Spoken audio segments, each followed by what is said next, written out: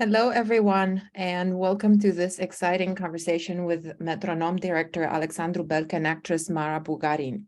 Thank you, Alexandra and Mara, for taking the time to be with us today, even if it's almost bedtime in Romania. And I know that you've been on the road, if I understand, presenting the movie all over Romania. We're excited that we're able to actually show Metronom in Seattle. We showed Metronom in Seattle twice at the Northwest Film Forum and in the Phoenix area at Majestic Theater, almost, if not at the same time, with the movie being presented in Romanian theaters. This event is part of a Q&A series organized with the occasion of the Romanian Film Festival Seattle this year in its 9th edition and the Romanian Film Festival Arizona in its 2nd edition. Just as a reminder, both festivals are hybrid and ongoing. While in-theater screenings are over, the virtual festival continues through November 27.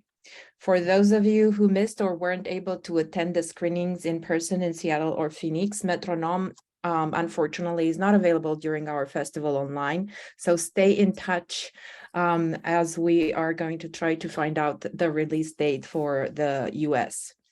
As you might already know, Metronom was awarded the directing prize in Cannes and Certain Regard section. And this is Alexandru Belc's debut feature. It's also Mara Bugarin's debut film. Our conversation with Alexandru Belc and Mara Bugarin will be moderated today by Robert Horton, Seattle-based film critic and member of the National Society of Film Critics. Thank you, Robert, for accepting this role for us today.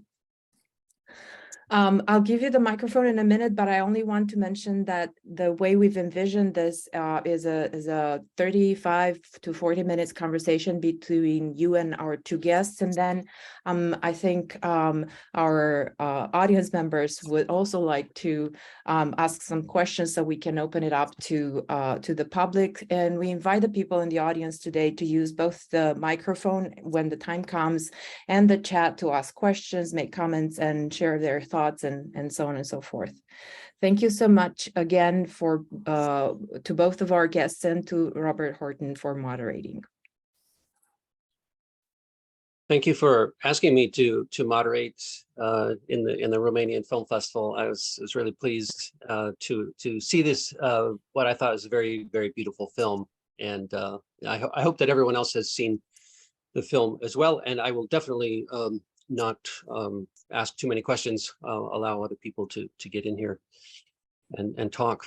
I'll just start with the most basic kind of question for Alexandru, which is that you actually had made documentary films before making this film, and if I'm right, you started with the impetus for this idea was another documentary, but it became a narrative feature. Is that right? And how and why did you shift from the documentary to the narrative form?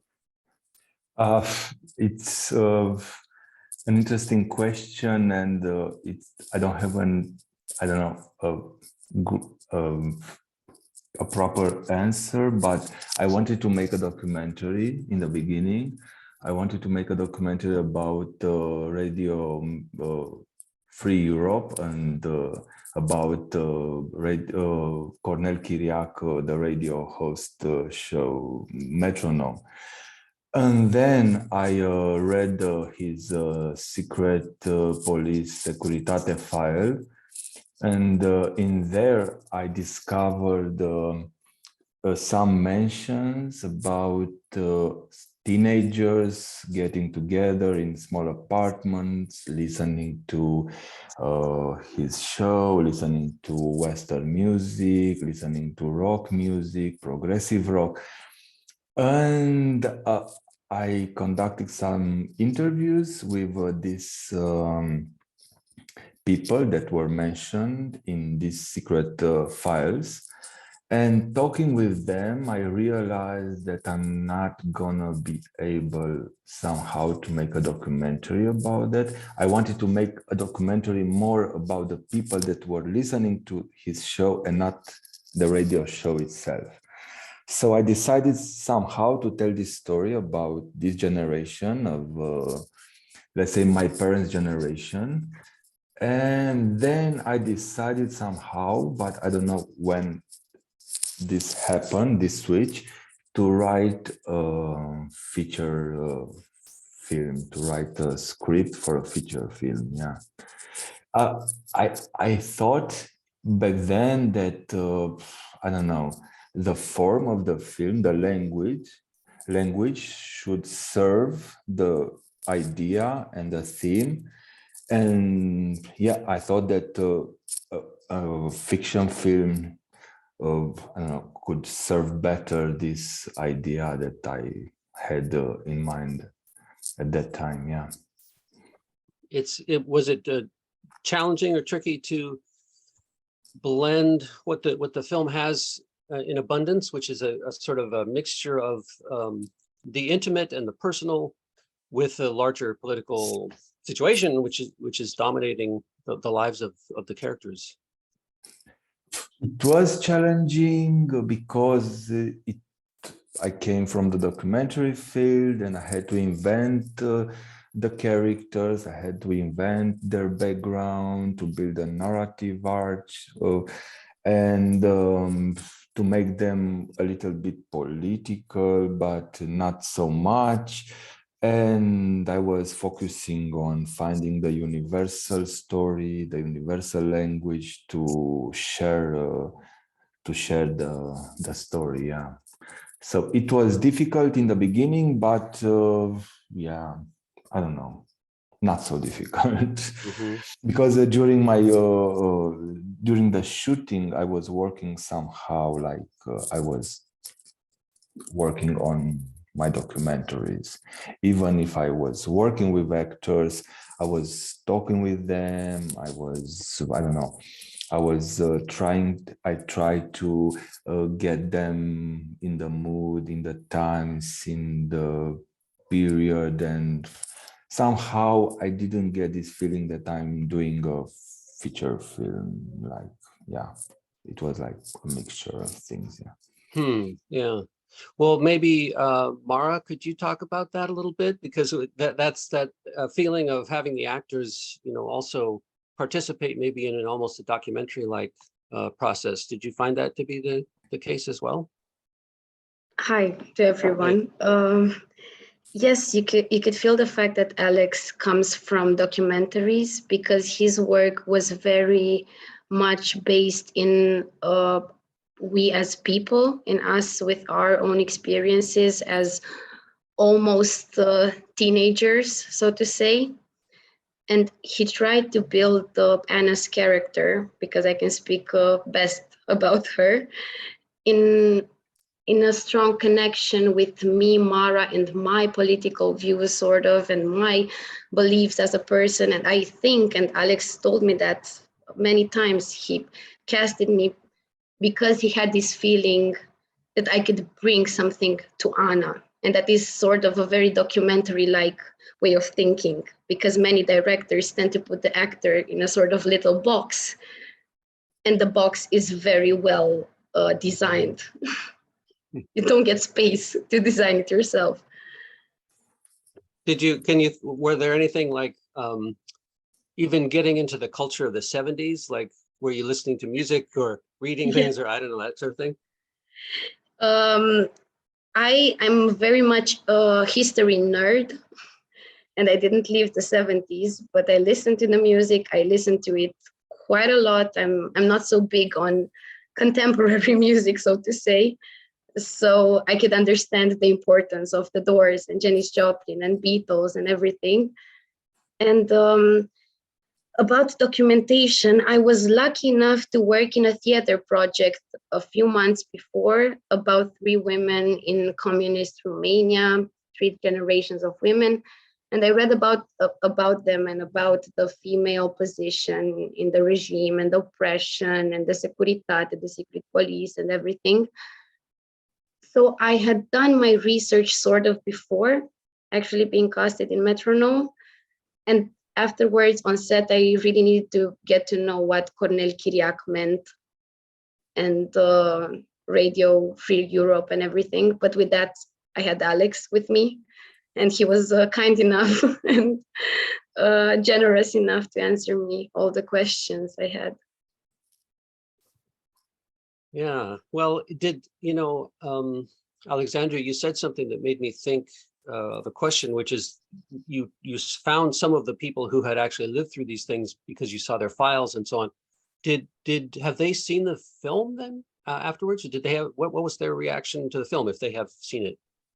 Yeah, they seen it. They seen it already, and they were really happy with the movie. And at every Q&A I've got till now, I always had a lady, let's say, in the audience that told me in the end, during the Q&A, that she lived like a similar story and she can relate really well with Anna's character because it's somehow her story. And I've got those testimonies in Romania, all over the country. I've got it in Germany, I've got it in France, I've got it in Los Angeles, I've got it in Chicago, all over the place. I met a Romanian lady that she was somehow really, really, into this. She was like she related really well with the character and the story, and she could feel that it's her own story. And also for the people that I work with during my research and so on, I invited them to the Romanian premiere and I talked with them after, and they were really happy that the story is like this, that I wasn't judging the characters, that I had this distance and I wasn't putting fingers in, and yeah. That is one of the interesting things about the film is that you do kind of allow the audience to decide, what we think about what the characters are doing, and that takes a certain amount of nerve because it's easy to lecture, I guess, maybe in films, especially when you're talking about the history of a country in a way. Is that something that you had from the very beginning of this process, that you wanted to let the audience, decide? Yeah, I wanted from the very beginning because I knew that I'm doing a film about a period of time that I haven't lived. And also we know how history ended, we know the conclusions. And I want to use this relaxation, let's say, detachment that I have, not living those times, to in my advantage to tell this story like in a more relaxed way, not to, push all the buttons and to be like, but yeah, it was my intention from the very beginning. Do you have any thoughts about, I don't know if you can generalize like this, but Romanian culture and what its attitude is toward rethinking this era, looking back at this time, sifting through it? It's interesting. I've talked with some people, and now for them, I mean, people that live those times, and for them, their memories are the truth, the history, and it's not like for everyone their personal memories are the real history. So I checked with them this story, and I get these reactions from some guys or that they told me that no, it was much worse back then, and you should, maybe read my secret police files to see what was in there, and maybe, you should done something like, on bigger, proportions, or I don't know. But Yeah. Somehow it's interesting to see how they relate to the past today. But for me, it's much more interesting to see how the young generation is, how they are relating to the film and to the past, because I'm showing them the film and then I'm talking with them and I'm more curious in their reaction. Mm. Well, maybe Mara, could you speak to that a little bit? Like, not that you're a representative of your entire generation, but maybe do you have a feeling about how people your age are taking this film, or just thinking about the past that they didn't live through at all? I actually thought about it quite a lot these last months, because shooting the movie, it had changed me, because I became much more aware of the liberty and of what freedom, I think, means, and how it could. I think I sort of induced myself some paranoia whilst shooting the movie, and it lived on with me for a while afterwards. And so, for the young generation, I think they can be a bit detached from the issue. And a word I would connect to the generation in Romania, at least the young generation, is for most of them the privilege of living in a very okay country without war, without very much problems. I mean, the upper classes of our country, and they don't really want to think about what had happened before. They sort of are a bit full with the communist talk up to this point, because it has been a topic in movies in Romania a lot. And I think most of them won't come to the movie because they don't want to see another communist movie.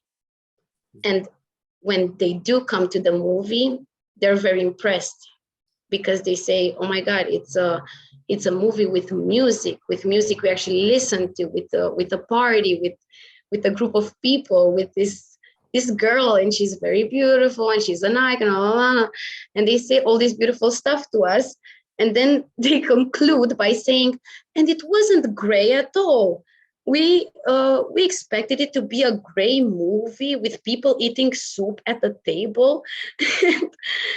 And yeah, it's not that. It's quite dynamic, and I think it raises awareness up to a certain extent, as much as a movie can do for young people if they go to cinema, of course.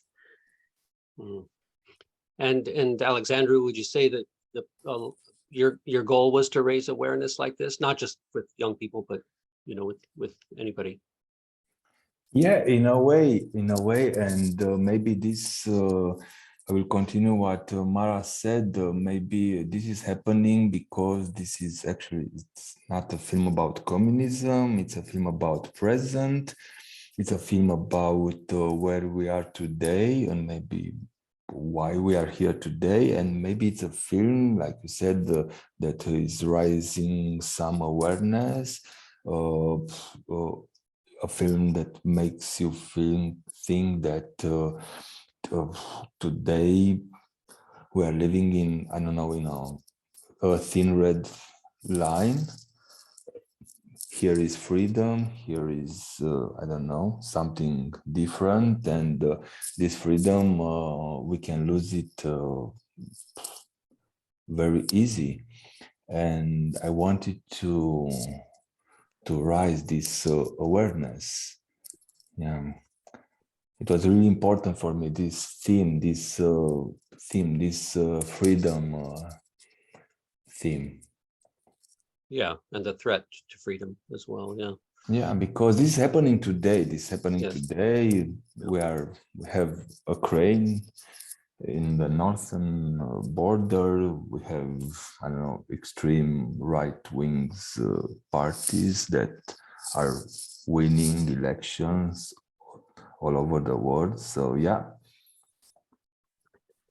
I want to just before asking other people to please jump in, I do want to ask one question that kind of follows up on what Mara was saying about the film. It's not gray, you know, that some people are reacting, and to me I just want to ask you, maybe it's a technical question, although I think it's an artistic question, and that is that there are a lot of films that you see now, and maybe they're shot digitally or something, and they're very crisp looking and cold, kind of looking very sharp. This film visually is very warm. It looks like you could be watching a film that was shot in the 70s. It has color, you know, and so on. And I wondered how you did that, you know, how you avoided that kind of digital coldness that can come in sometimes. Yeah, I guess that's the question. Yeah, we struggled a lot. We wanted to make in the beginning, we wanted to shoot on film, and then we decided to shoot on digital. And we wanted to achieve this academic look of the movies from the 70s. And we used like the latest digital technology. And also we'll use some vintage lenses, like reissued of some vintage lenses from the 60s. And in post-production, we used a lot of, I don't know, grain and effects like, I don't know, to make everything smooth. And we worked a lot to achieve this 70s look. And we also work with a palette of colors that our DOP, Tudor Panduru, chose.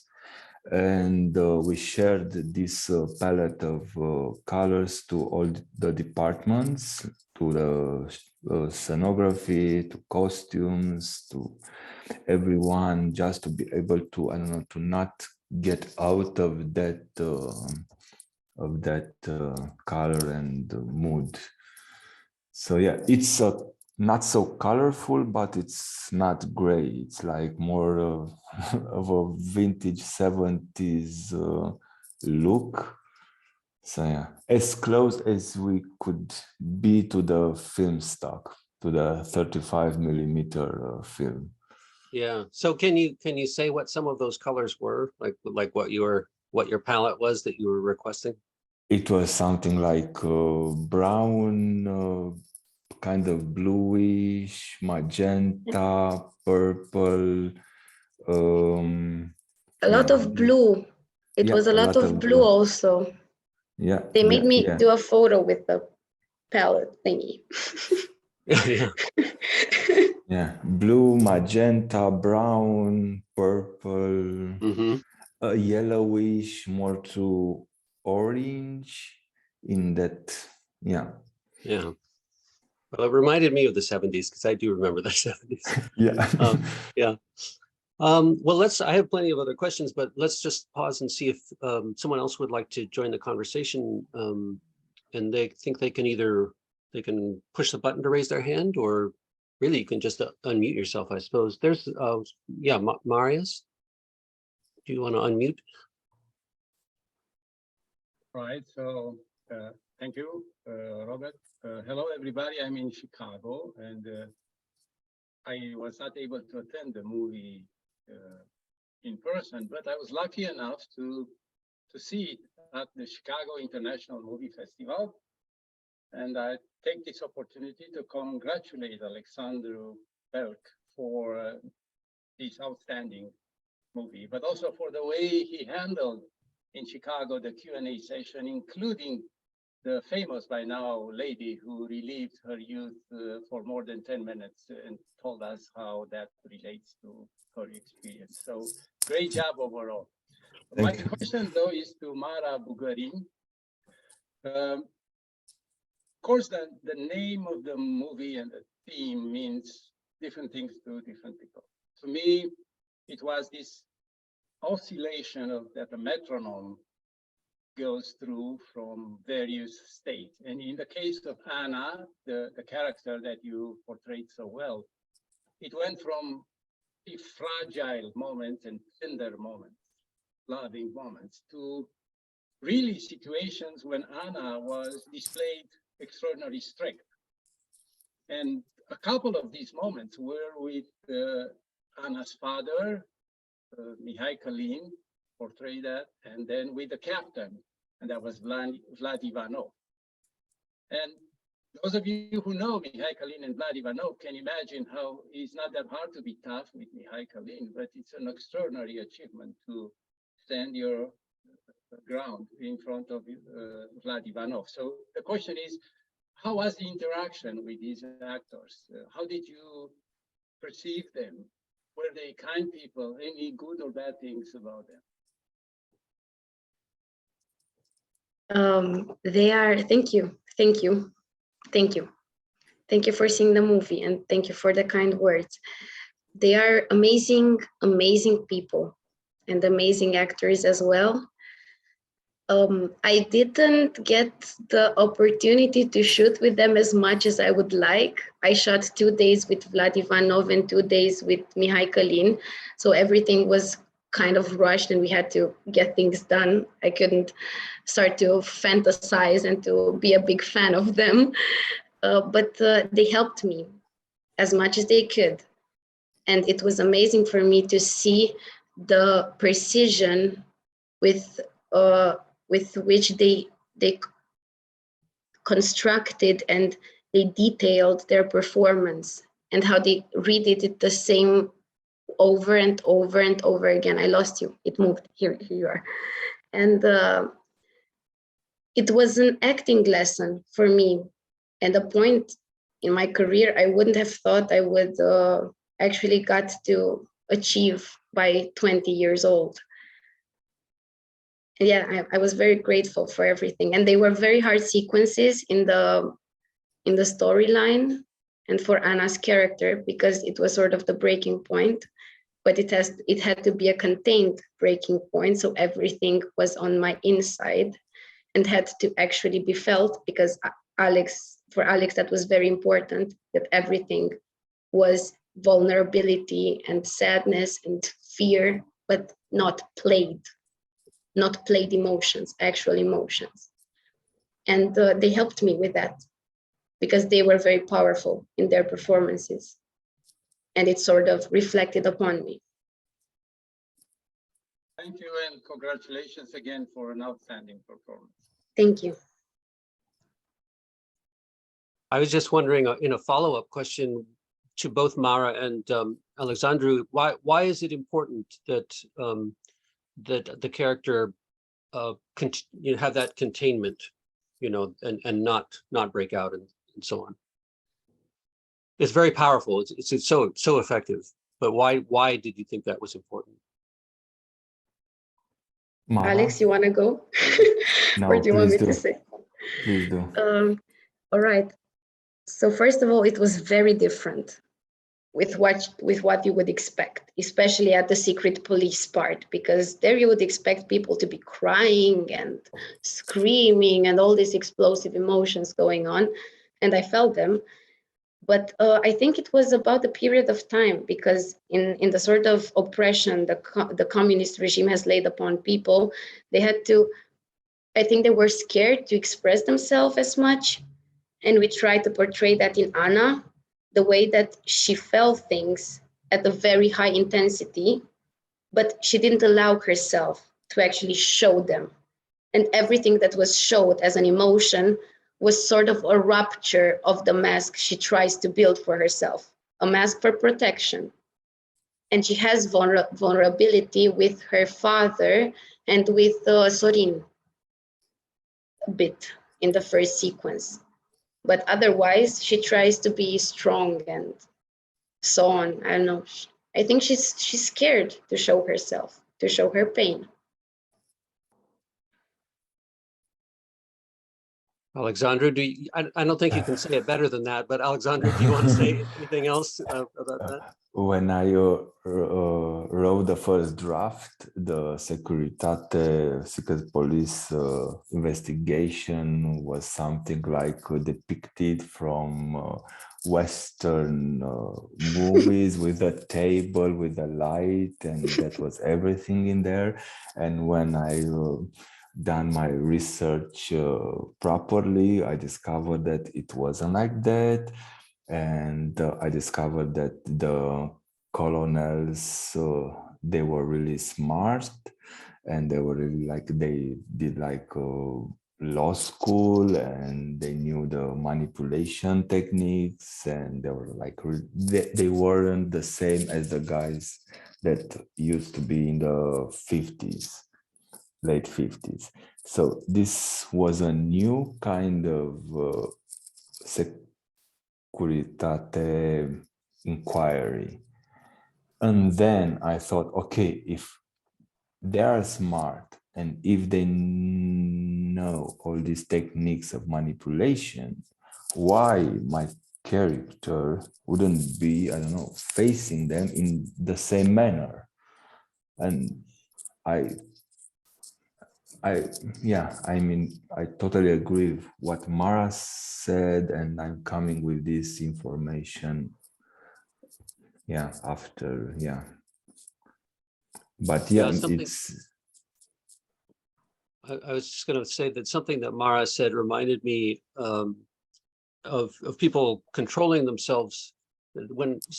I got to go to Romania on a Fulbright specialist grant in 2016, thanks to our friends in Seattle with this film festival. And one of the people I talked to, a professor in Yash, I think it was, told me that the life, she described it as having one life inside your house and talking freely with your family. And then when you went out the door, you had a different face and a different way of operating.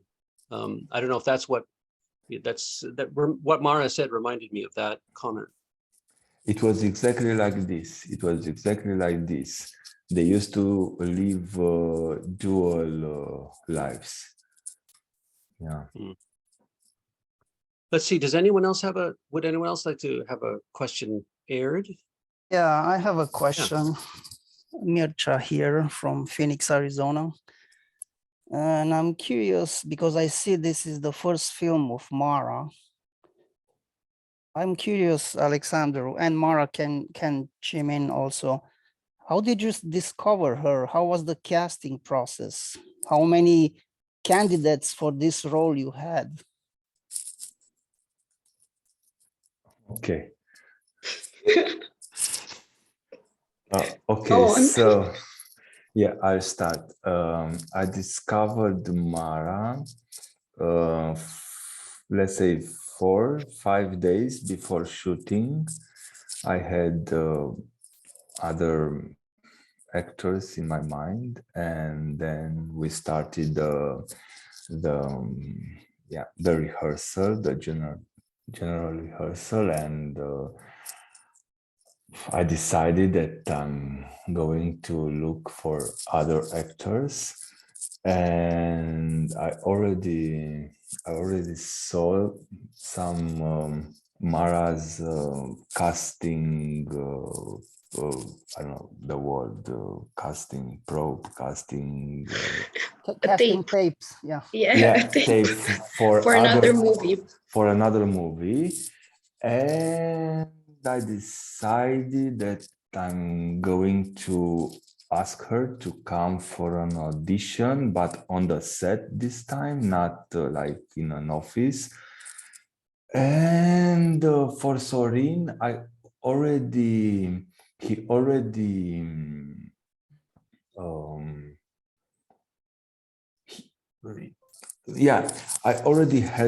him in mind for another role, but his scene, I don't know, have gone, and I forgot about him. And for the other girl, Roxana, I wanted her for another role, and then when I casted Mara and Sorin, I moved her to this part. So yeah, from my point, this is my perspective, and I let Mara say her input. So for me, it was quite a surprise because when you actually audition for a movie, you get a few months before you shoot. And I was called on a Thursday, I think, the week before shooting, at almost midnight by the casting director.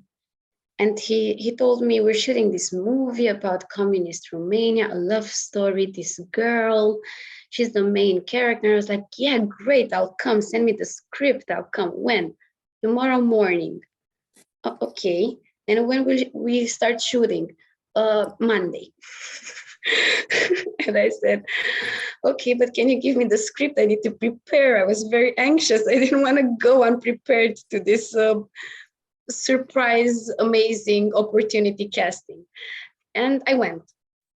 And Alex hit me up with a big sequence with 2 monologues. He really wanted to test my acting.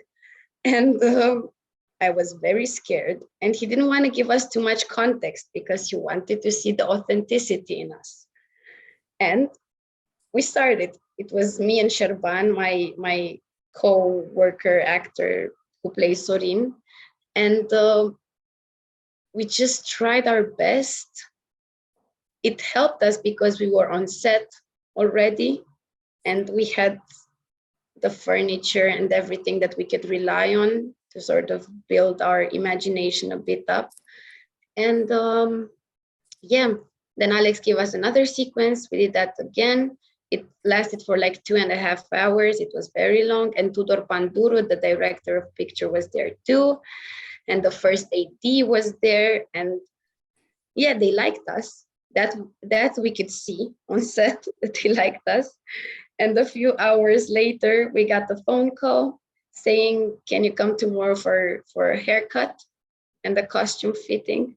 And I was like, yeah, I'll come, thanks God. And that was it. So you say you are 20 years old, Mara, right? I'm 21 now. 21. Yeah. Do you go to a film school, maybe UNATC, or Yes. How did you get into acting, into this passion of acting? Did you act before, maybe in some, I don't know, commercials or something like that? Yes, I started acting when I was 10 in theater at the German State Theater in Timișoara. I'm actually from Timișoara, that's in the western part of the country. And I moved to Bucharest when I was 18. And I got a leading part in that theater play directed by Nicky Volz. He was a professor at Columbia University for many years. And he directed this play in Timișoara. And there, the story was sort of the same with Metronom. One week before we started rehearsing, I got called in for the audition. I accepted, they casted me, I was 10 years old. We started rehearsing 12 hours a day. We had the premiere, we toured with it through Europe. And yeah, then I collaborated with the theater for many years, 7, 8 years. And then I got into school in Bucharest and started doing movies. And now I sort of switched on to movies by chance, or I don't know. Thank you. Thank you. Have you made another film since then, Mara? Yeah, I actually shot a pilot for a Netflix series that will air next year. And I have 3 more movies to shoot this year, 2023. So yeah, you'll be seeing a lot of me. Yes. Who else would like to ask a question? I think we have more time, don't we, to have a couple of questions? I would like to ask a quick question and make a comment as well, if that's okay. Yes. First of all, I pretty much in real life met all of the characters in your movie, so I think it was, from my perspective, it was pretty authentic, and I also enjoyed the ride in the nice police minivan. So brought back a lot of memories. But my question is actually more technical. I'm just curious how much you guys rehearsed before you shot, and what was your shooting ratio? Like how many takes you had in your scenes? Because you had some really long sequences that had to be choreographed.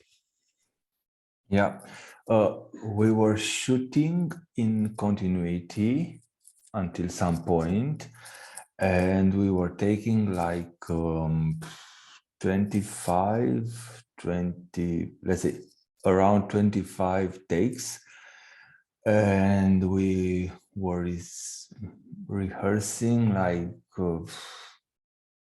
10 takes, like 10 times before the actual shooting. So yeah, and there were some hard scenes to achieve, and then we rehearsed a lot.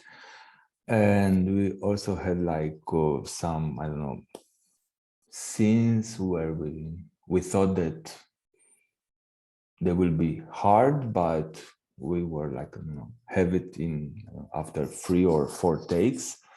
But let's say it's like this 25 takes for to And achieve. how many days did you guys shoot for? We had like in Bucharest. yeah, we had like 24, I think, 24 days. We shoot only in Bucharest. We let all the exteriors for the ending of the shootings. That's why I told you that we were shooting in continuity until some point, because we left these exteriors for the end of the shooting. So yeah, we were lucky because we had like great weather outside, because it was raining all the time, except when we were shooting. So yeah. Because this is a serious movie, let's say. What was the funniest moment you had on the set? I don't know, Mara. If you had any funny moments on the set. Never have fun. No, I'm kidding. We had a lot of fun. You can imagine, I think, when we shot the group sequences there, that was quite fun, because we were, I don't know, like 20-year-olds, 10 of us in an apartment, listening to the Doors and being asked to dance and kiss and, I don't know, laugh. And maybe you that was fun. Maybe you ask yourself, okay, how did people in the 70s dance on these movies? Yes, we asked ourselves when we first heard we have to dance. We were like really not okay. We danced like we do now in clubs, and that wasn't good. Like very erotic moves. And we had this choreographer named Paul Dunca, who was great. And he and Alex showed us archive footage of people dancing in the 70s. And he said, okay, you dance like this, you dance like that. And he told me, I think that's quite a funny fact. He told me, you have to be Uma Thurman with your hands, the Paul Dunca choreographer. And I was like, okay, sure, I'll do that. And it was fun, because before we started shooting the sequences, Paul started yelling at us, go kids, you're great. And that was very cute. And we had a lot of fun. But after 10 hours of dancing, it got hard a bit. The fun was gone. No, the fun always there, but the energy was a bit down. I think, Marius, do you have one more? You have another comment?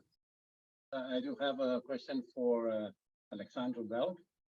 You mentioned that you use the Academy format to remind the viewers of the 35mm technique that was used on film at the time when the movie was set. But no doubt that you filmed using digital cameras, and that gives you the luxury of filming a lot, because it's inexpensive in terms of time and resources. How many hours of film have you actually shot And how was the editing process? Have you been involved in the editing? Who decided what to keep and what to leave out? That's always a difficult process. So can you tell us a bit about editing and everything related to that?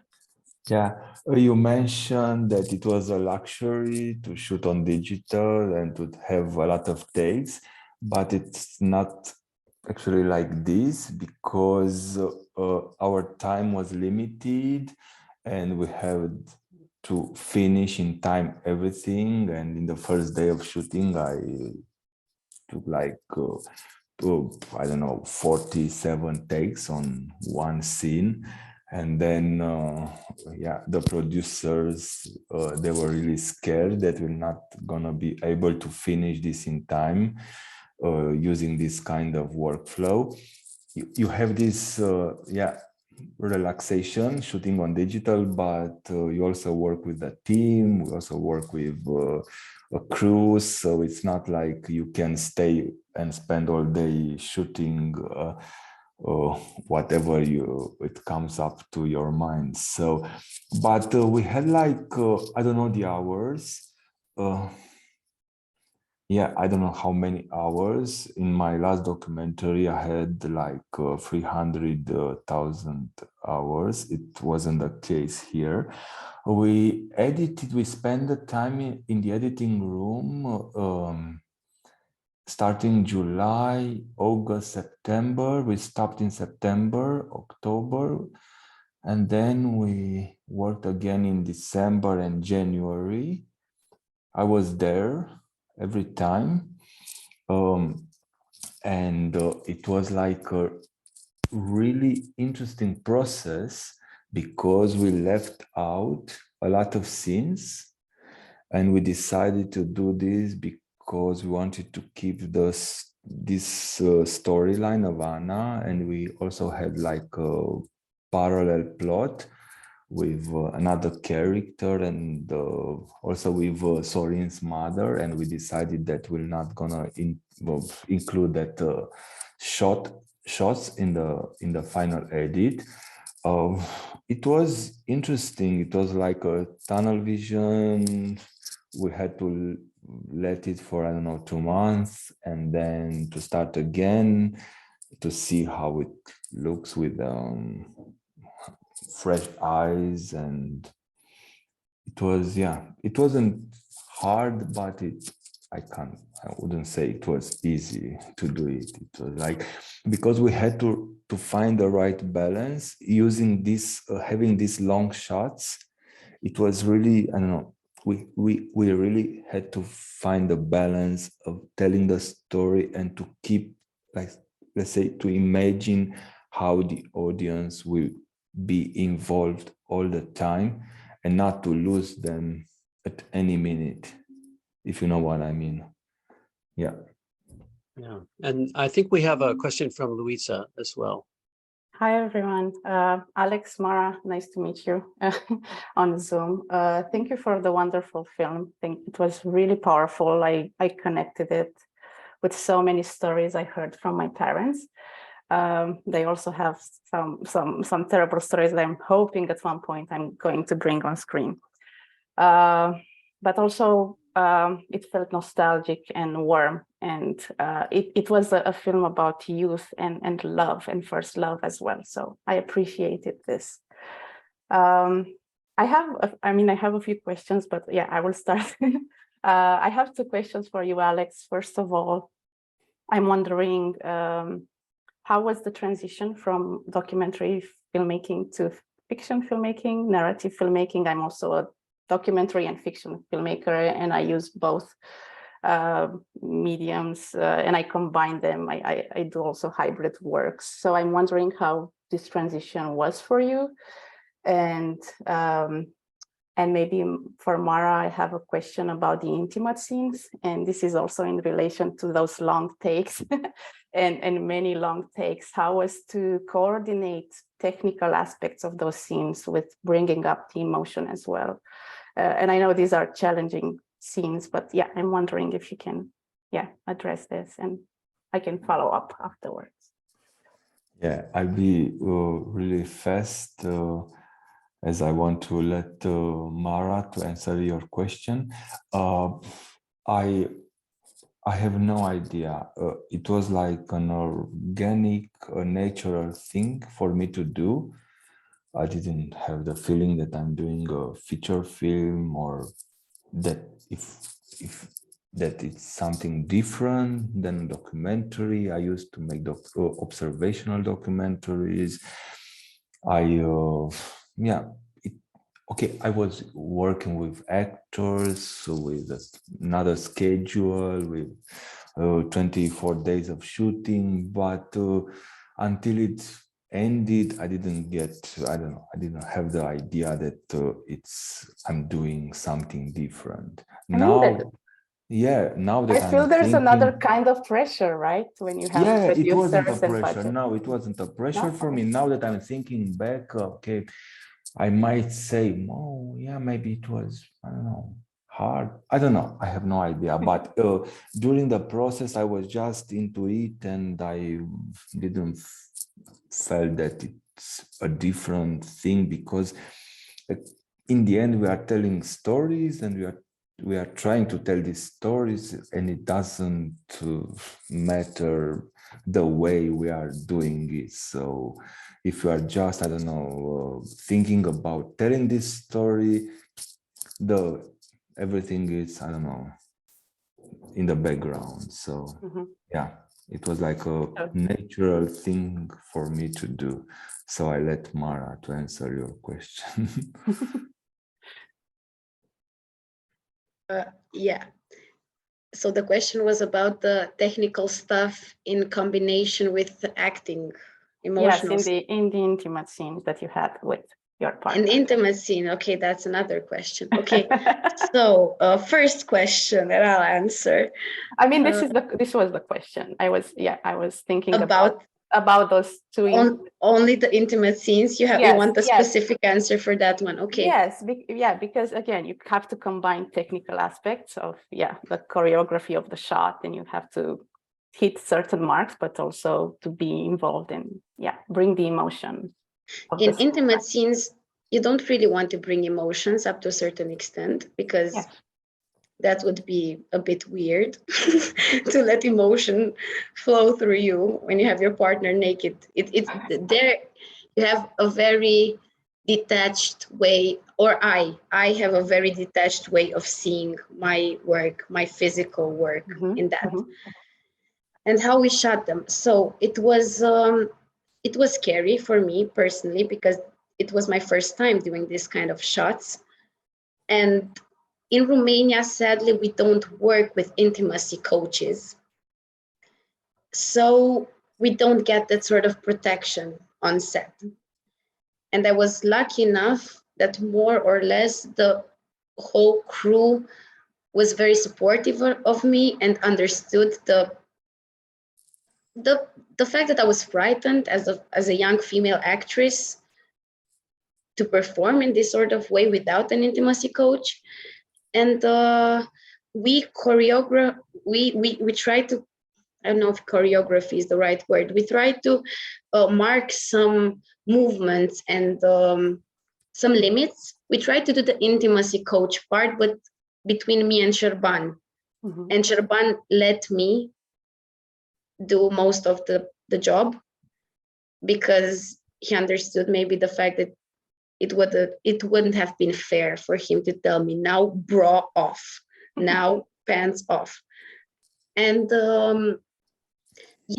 so with Tudor and with Julien, that was the sound operator, they were the only ones in the room with us. We had a closed set.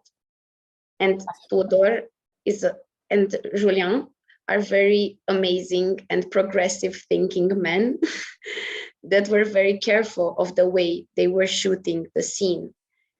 And Julien, for the whole time we shot the last intimate scene, he didn't look at us at all. He looked at us just to move the boom, and then he didn't. And Tudor again was very careful, and he tried to adjust his camera movements with us so that we don't feel also the pressure of having to look where the camera is and to adjust our movements with the camera. Yeah, I hope that was a good enough answer. Yeah, so it's sort of, you think about the technicality of it, of course, more, and you try to do it as best as possible. And of course, Right. having a supportive team also helps with being open to do it. Yeah. I think we don't want naturalistic ways of working in this sort of intimacy scenes, because there is a lot of room for abuses, and I was lucky enough not to be a victim of those, but I have colleagues, female actresses in Romania, that were very traumatized of working on these sort of sequences. So yeah, we have to be very careful with that, I think. Yeah. Do we have time for one more question? Quick question. Yeah, Alex, I thank you, Mara, for telling me this. I also have a question about your maybe inspirations or artists, other filmmakers that you feel you are in conversation with in your work. Like, who are those people that you? Oh, it's such a hard question, because I don't know.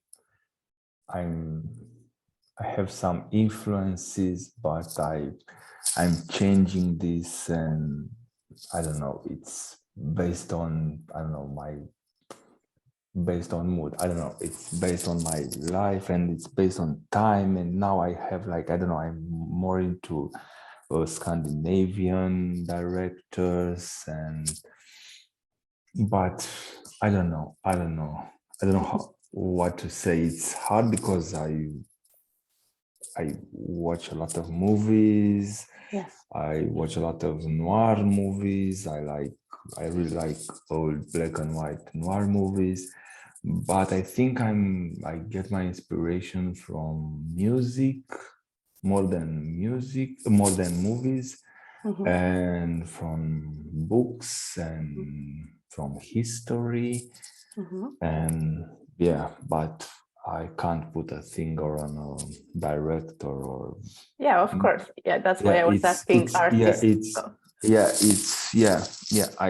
It's almost impossible for me to give you an answer.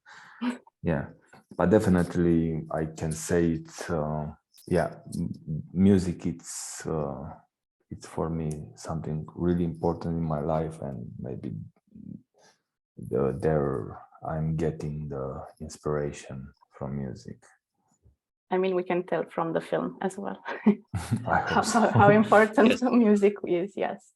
Yes, thank you, Jim Morrison, because that was a huge part of the film. Mary Louise, are we about at the end of the time? Seems like we probably have gone over, but this has been a wonderful conversation. The questions were really great that people were asking, and that prompted some fascinating talk. I don't know if you want to wrap up, or you want me to, but.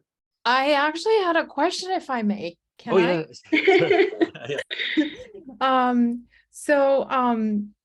A comment and a question. One of the things that is two things that I think I need to note about the movie. One is you were talking earlier, Alexandru, about the one lady who has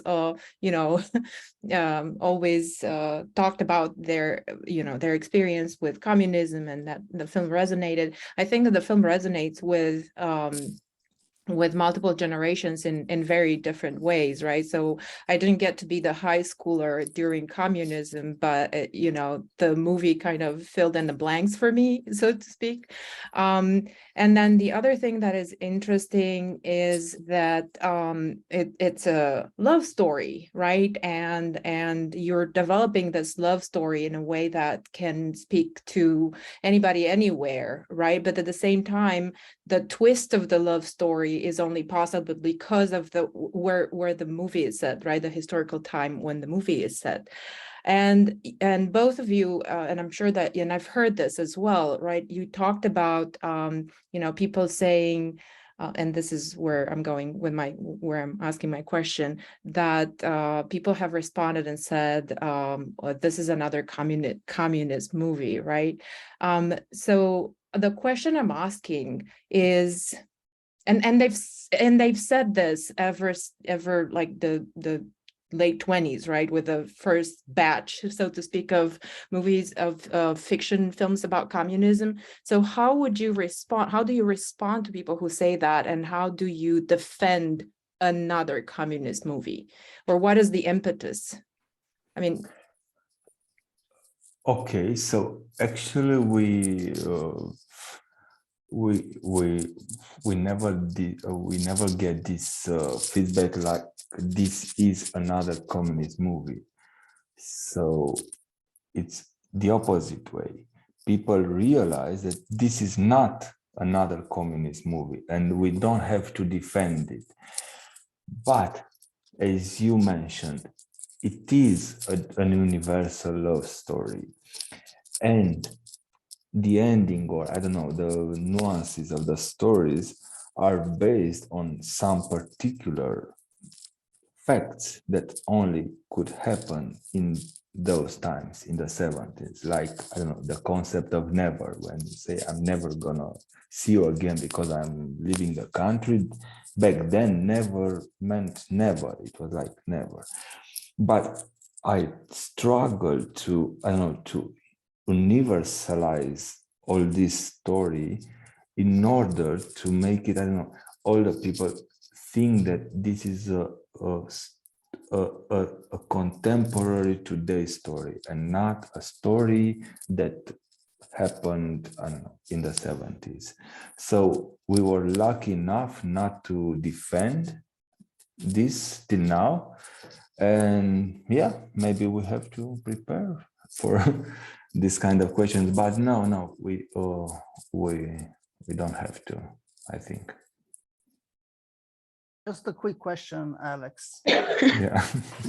It's a quick one. What is your next project or projects? Okay, so if you have any to line up now.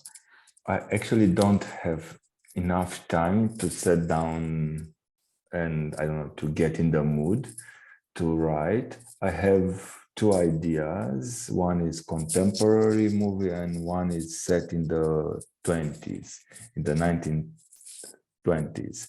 So I'm developing these two stories as, I don't know, as I can right now. And I'll decide at some point in which direction I'm going to go, but it's too soon because now I'm promoting the movie, I'm traveling around the world, and I hope, I don't know, in December or maybe in February after the French theater release to have this, let's say, luxury to have like a few months to work and to develop these new ideas. Yeah, but it's hard right now to find this time to hopefully Mara will be part of these projects in the future because she's very talented. I hope so. I hope so. Thank you. It sounds like she's in demand, so you'll have to act fast. Exactly. Of course. Don't miss out. Well, I guess we probably have run over, so we should draw it to an end. Yeah. So I don't know if anyone from the festival wants to wrap it up, but this has really been a wonderful conversation. I love the movie, but this hearing about it has also really filled in a lot of things. So thank you all. Thank you, Alexandru and Mara, for participating so deeply in this. Yeah, thank you for having us. Thank you. and Thank you, guys. we are all very grateful for you being with us here, because we're hungry for interacting with Romanian artists. So we really appreciate it. And thank you, Robert, for moderating the conversation. And for all of you here, don't forget that the online portion of the festival is still running through November 27. Thank you again to all of you. I hope I didn't forget to thank Robert earlier. You thank me. Thank you. Thank you. Thank you. Thank you a lot. Thanks. Bye. Bye-bye. Bye.